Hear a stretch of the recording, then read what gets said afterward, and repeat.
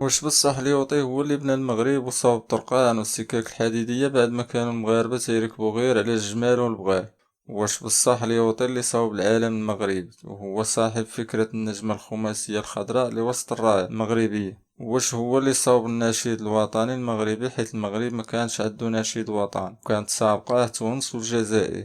واش هو اللي بنى المدارس والليسيات والعمران وبنى مدن حديثة والسبيطارات بعد ما كان المغرب فيه أمراض كتيرة بحال السل والطاعون؟ واش هو اللي جاب التلقيح؟ واش كان ليوطي مجرم سفاح ولا كان زوين وعلاقته زوينة مع المغاربة ولا كي دايرة قضيته؟ وسؤال اخر، كيفاش هو جاي مستعمر المغرب؟ لاش غادي يدير هادشي كامل؟ هادشي لاش درنا هاد الحلقة باش نعرفو بزاف اسرار على لويس روبير غونزالف ليوط، كيف كان تيتصرف مع الشعب المغربي وعلاش قال لهم دفنوني في المغرب. حنا في هاد الحلقة غادي نبداو من الاول حتى نعرفو كلشي، منها اشياء صحيحة ومنها اشياء شبانة كدو خرجوا شي وحدين الله يسمح ليهم. يلا دير معاك شي اشتراك ولايك ويلا.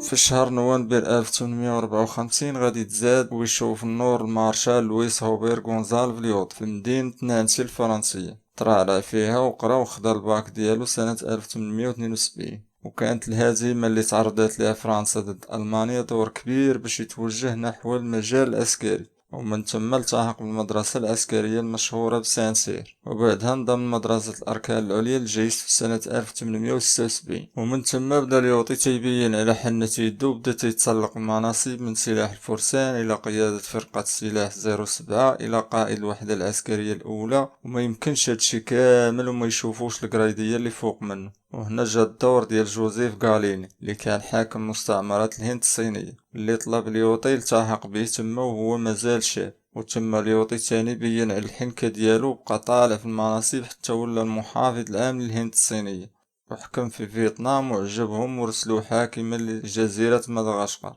يعني الموسطاج كان خطير.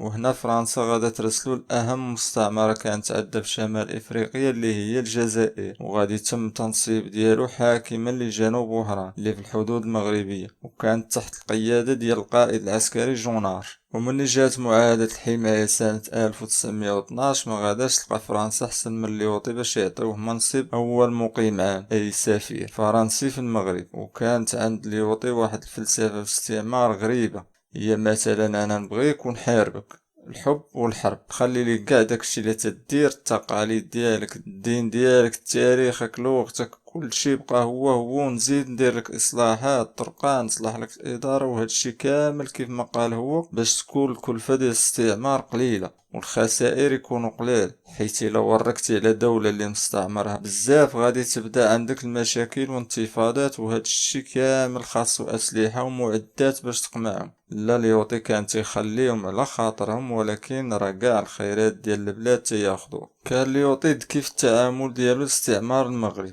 تحت غطاء معاهدة الحماية، وما دارش بحال الدخلة اللي دار جنرال بيجو اللي دخل الجزائر وفرض راسو بالقوة والقتل والتعذيب توصل بيه الأمر يشعل العافية في الجزائريين وهما حيين. لا ليوطي دخل بطريقة غير بالمهل تيتكالبو دنجال. واللي زاد عاول ليوطي هي باش تنازل مولاي عبد الحفيظ على العرش ديالو لخوه مولاي يوسف وزيانت عندو القضية. المولاي يوسف هو اللي كان قال عليه ليوطي بأنه من أجمل اختراعاتي، والمولاي يوسف هو صفحة بيضاء سنكتب فيها تاريخ المغرب. مقولة قالها مارشال القيوطي يا فظيعة، قال المولى يوسف هي صفحة بيضاء سنكتب فيها تاريخ المغرب. وما تنسوش واحد القضية، ليوطي من يدخل المغرب راه ملقاهاش مسقية، راه لقى مقاومة شرسة في المغرب كامل، منها المقاومة الشرسة من قبائل بنو مطير في جهة فاس ومكناس، ولكن ليوطي يقمع قوة السلاح والمعدات اللي عنده، وفي نفس الوقت تيقمع في الانتفاضات وتيتفاوض مع القادة باش يعرض عليهم مناصب قياد وبشوات. وبهاد الخطة ليوطي غادي يتهنى شوية من الانتفاضات والمقاومة. راح قبل 1912 راه كانت واحد السيبة خايبة في المغرب، كل واحد تيخرج من شي قنت وتيقولك انا هو السلطان ديال البلاد. وعلى سبيل الذكر ثورة بوحمارة اللي نصب راسو السلطان وحكم تازة، والريسوني اللي نصب راسو السلطان ديال جبالة. وكثرة السيبة في البلاد ولا المغرب مقسوم ما بين بلاد السيبة وبلاد المخزن، وتخربق المغرب وخاص ضروري شي حل. وهنا المولى عبد الحفيظ باش يحافظ على الدولة المغربية من كثرة التمردات اللي ولات واقعة بزز منه، مشى سنا معاهدة الحماية وجا مول موسطاج لويس هوبير ليوطي وقضى على التمرد اللي كان واقع، وبدا الخدمة ديالو في إصلاح وبناء المغرب الحديث، وبنى ميناء الدار البيضاء اللي تصرف عليه أكثر من 200 مليون فرنك اللي خدموا فيه بزاف ديال المغاربة، وبنى مدينة إفران باش يوليو يجيو ليها الفرنسيين يدوزو فيها الكونجي ديالهم، وقنع السلطان مولاي يوسف باش يبدل العاصمة من فاس لمدينة الرباط.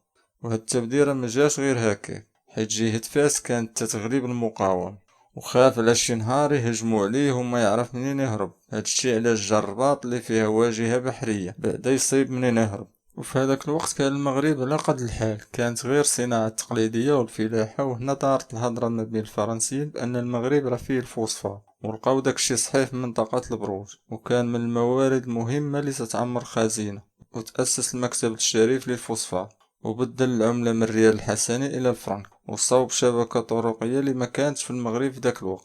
وفي 1929 غادي تصوب الخط السكاكي ما بين خريبكا والدار البيضاء، وحافظ على المآثير ديال البلاد كصومعة حسان ممنوع تريب ولا تبني حداها، والكتبية وأبواب فاس وممنوع تبني حداهم دار ولا فيلا ويفوت العلو ديالها 8 متر. وبدا المغرب تيبان الأمران فيه، وقبل كان المغرب فيه غير الجوامع والمسجد لتحفيظ القرآن وجامعة القرويين اللي كتعتبر من أقدم الجامعات في العالم، ولكن ليوطي أنشأ ثانوية مولاي إدريس بفاس والمدرسة العسكرية مكناس وليسي مولاي يوسف في الرباط، ونخافضوا الوفيات بسبب مرض السل والطاعون وأمراض أخرى، حيت وجد لهم منظومة صحية مزيانة ووفر لهم التلقيح.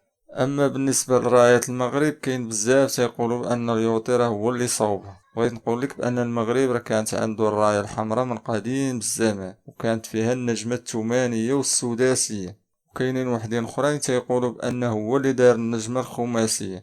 حتى انت بغيت نقولك بانك حتى انت غير سامع. كاينه قطعه اللي كترجع للقرن 13 ومحفوظه في متحف اوسكور رويال في مدريد ديال جنود المغاربه ديال السلاله الموحديه. راك دابا نشيد الوطن، هاد القطعة الفنية صوبها اليوم مورغان، وليوطي هو اللي قالها لي، وفصوبها كانت غير الموسيقى بوحدها بلا كلمات. حتى 1970 فاش تأهل المنتخب مونديال المكسيك، تما الحسن الثاني رحمه الله عيط على الصقلي وكلفو باش يكتب الكلمات من منبت الأحرار حتى الله الوطن الملك. واللي عجل باستقالة ليوطي هي الجهة الأخرى من المغرب اللي كان فيها عبد الكريم الخطابي تيطحن في الإسبان، وبما أن ليوطي ما عندوش مع التدخل العسكري فاش طلبات إسبانيا فرنسا باش يتعاونوا على عبد الكريم الخطابي، أرسل ليه ليوطي باش يتفاوض معاه، ولكن الخطابي ما بغاش وداروا تدخل عسكري، ولكن تاني طحنهم عبد الكريم الخطابي، وهذه هي اللي عجلات بليوطي باش يستاقل سنة 1925. وفي 1934 توفى ليوطي، وهنا فين مدفون لويس هوبير غونزال ليوطي أول سفير لفرنسا في المغرب، وتوفى على الديانة المسيحية، وكان تيحترم بزاف التقاليد المغربية والدين ديالو اللي هو الدين الإسلامي، وكان كاتب في الوصية ديالو بأن يدفن في المغرب البلد الذي أحبه بشدة. وهذه ماشي شهادة في حق المارشال ليوطي من الأصدقاء ديالو، بل هو النص اللي وصى بأن يكتب على الشاهد ديال القبر ديالو، والنص هو: كلما زدت في عشرة المغاربة ومهما أطلت العيش بهذه البلاد ازددت اقتناعا بعظمة هذه الأمة. وفي سنة 1991 طلب جنرال شارل دوغول إعادة الجثمان ديالو لفرنسا ودفنوه في باريس. وهاد الكلمات اللي وصى باش يتكتبوا على الشاهد ديالو كتعكس الشخصية ديالو كقائد استعماري، حيت هو ما جاش مثلا كتاجر او باحث في شي ميدان ولا رجل دين وعجبو المغرب والاهل ديالو والتقاليد ديالهم كيف ما تيجيو اشخاص من دول اوروبيه وتيعجبهم المغرب وتيبقاو هنا ويعيشوا هنا. لا، ليوطي رجا كقائد عسكري المهمة ديالو الأولى هي احتلال المغرب وإخضاع الشعب ونهب خيراته تحت قانون معاهدة الحماية اللي تم التوقيع ديالها من طرف السلطان مولاي عبد الحفيظ والسفير فرنسا سنة 1912. وهنا كتبان المشاعر ديال ليوطي متعارضة مع المهمة اللي جا من أجلها. وفي الأخير كتبقى الدولة العلوية الشريفة ديما هازة لينا روسنا الفوق، واخا داز علينا الظلم وداز علينا الاستعمار، ولكن قاومنا وخدينا الاستقلال ديالنا. وهنا يكون سال الفيديو. السلام عليكم ودوزو بخير.